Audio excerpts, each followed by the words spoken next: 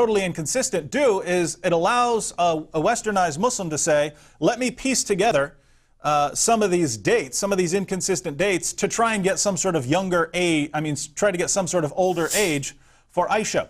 But notice what he said. He said he's appealing to the Sirah. Well, guess what? The two greatest works of Sirah literature are Ibn Hisham's edition of Ibn Ishaq's Sirat Rasulullah and the Sirah of Al-Tabari. Let me read you a passage from each one. This is in Ibn Ishaq's Sirat Rasulullah. He married Aisha in Mecca when she was a child of 7 and lived with her in Medina when she was 9 or 10. So according to Ibn Hisham, one of the earliest Sirah we have, Muhammad married Aisha when she was 6 or 7 and had sex with her when she's 9 or 10. Notice, Manu said he's going to the Sirah. What about the history of Al-Tabari? Aisha replied, this comes from volume 7. Aisha replied, the angel brought down my likeness. The message, Aisha is going through a list of the ways that she is special, that she is different from Muhammad's other wives. So these are the ways that Aisha is unique. Aisha said, the angel brought down my likeness. The messenger of God married me when I was 7. My marriage was consummated when I was 9. He married me when I was a virgin, no other man having shared me with him.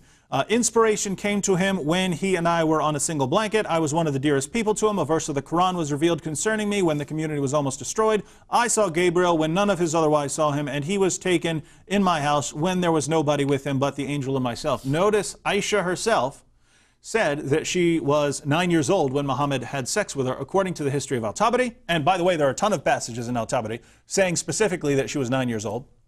And you even have this in Ibn Hisham. So what you have here, and Manu, I'm going to break down interpretation. If you have a clear statement, then you don't throw that out for the sake of some weird thing you're able to mix together and concoct. If you have a ton, and you do, if you have a ton of clear references in the Hadith saying Aisha was 9, and in the Sirah literature you have a ton of clear references, many of them from Aisha herself saying, I was 9, and I'm assuming Aisha had an idea of how old she was, and if she was really 20 years old, she would have known that. You have a ton of clear references. Moreover, you have details like she's playing with dolls, like when she's taken to Muhammad's house, she's playing on a swing with her little friends.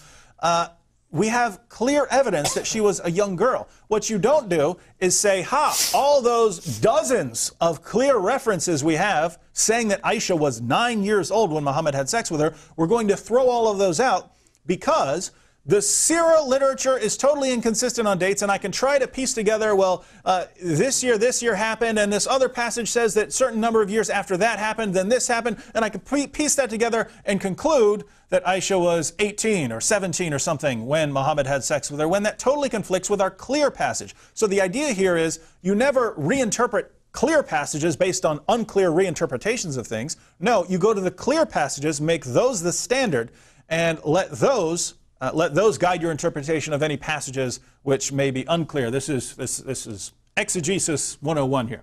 Okay, brother, Mr. Manu, you go right ahead with your answer, and then I have a quick question for you, and then we'll have to move on. Go ahead. Sure. What David Wood says is correct. What I'm trying to say is that there are dates that do not agree with what's recorded in the Hadith from the history. Mainly is that how old was the half-sister of Aisha, and at the same time, when Abu Bakr left for the first pilgrimage to Ethiopia, Abyssinia as they would call it back then, how old she was, and when she was promised to this person, Ibn Mutham. So I'm trying to say that I'm not dismissing the Hadith. I'm just saying that there is certain problems in terms of how old she could have been, because I've talked to some Shiite clerics, and he told me that from their research and from their sources, it seems that Aisha was around 13 to 14 years, not 9. Now, let me ask one quick question, Manu.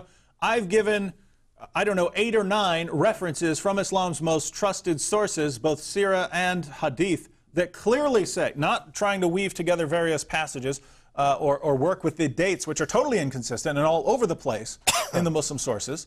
I mean, you can actually read a hadith that says Muhammad was in Mecca for 10 years and read the next hadith and it says Muhammad was in Mecca for 13 years. That's how inconsistent these sources are when it comes to dates. So what you do is you look for clear statements. Here's a clear statement. Here's how old I was, or here's how old Aisha was. Clear statements. Now, I've given, I don't know, 8 or 9 clear statements, many of them from Aisha herself, saying I was 9. You've said, no, maybe she's 13 and maybe you can piece things together. I would just ask, do you have any clear statement saying Aisha was 13 when she had sex with Muhammad? I do not, but I just said based on the dates in the when her mom was married to Abu Bakr, because he divorced his first Okay, wife, Manu, we understand where you derive your idea. You're using mathematics applied to certain dates in the Sirah literature, and this is how you arrive at your view. Thank you for that. One last question for you, Manu. Just Wednesday night you called in, and I appreciate your call. And we're talking about Muhammad having some 13 wives, 25 slave women. And I kind of intimated that I thought that Muhammad had a difficult time satisfying his sexual desires, and that's why he needed all of those people. And you said, no, you know, some of them were older and they weren't that attractive. But then finally you made the statement that this is the prophet, and this is special for him, and this is allowed for him. Okay, now, I agreed with you. I said, you know what? If God, the true God, the God of Abraham, Isaac, Jacob, and Jesus Christ, told Muhammad, take as many wives as you want and have sex with as many slave women as you can marry, and he did it, it's okay, I agree with you. But now, why do you defend your prophet in his marrying 13 women, exceeding the 4 that was previously revealed to him, and having sex with all these slave women? Why do you defend that by some special, he's a prophet, but then here when it comes to the fact that the hadith seems to clearly show that he married Aisha so young, why do you not defend it in the same way and say Muhammad had special revelation from God, this was okay, this was just for the prophet and not for us? Why for the one and not for the other? I have the same approach as far as I can understand what you're saying. I have never specifically agreed the number of wives that the prophet had at the same time. Maybe the total was 13 over the number of the years that he married after Khadijah. But you agree he had more than 4 at one time. You agree that, don't you? According to what they say, there's nothing in the Quran that says. There's the only few things in the Quran that says, you know, you cannot, after this, you cannot go and exchange wives and so forth. I know he wanted to have a son. From what is recorded of him, he wanted to have a son. He couldn't, and maybe that was one of the reasons he was trying to have a son. At the same time, I did say that it's not the image that people get is that he was going after women in their prime, in their physical, in the years and their age. He wasn't. Some of the women that he married, they were not clearly, they had minor kids, or they were wives of the comrades that had, they had fallen and so forth. Well, why didn't he set up a women's home for afflicted women or elderly women instead of marrying them so he could have sex with them? Well, if you do that today, you're considered an apostate. Oh, that's right. Because of orphans and everything? If you try to defend women or do if you try to defend women, I'm sorry. Well, Manu, I'm simply saying this. My question is simply this. Just like David Wood said, Muslims defend Muhammad in having more than 4 wives. Almost all Muslims would agree that he did. He's special. He got a special revelation. Just like David said, if Muhammad married Aisha at 6, had sex with her at 9, he's Muhammad. He's your prophet. Why don't you just say, he's the prophet, he's special. If that's what Allah told him to do, it's okay. Where is this desire so strong to defend this idea that doesn't seem defensible according to your Quran and Hadith? The Quran itself does say that, you cannot marry his wife after he passes away.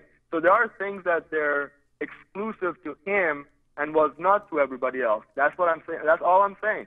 is that it couldn't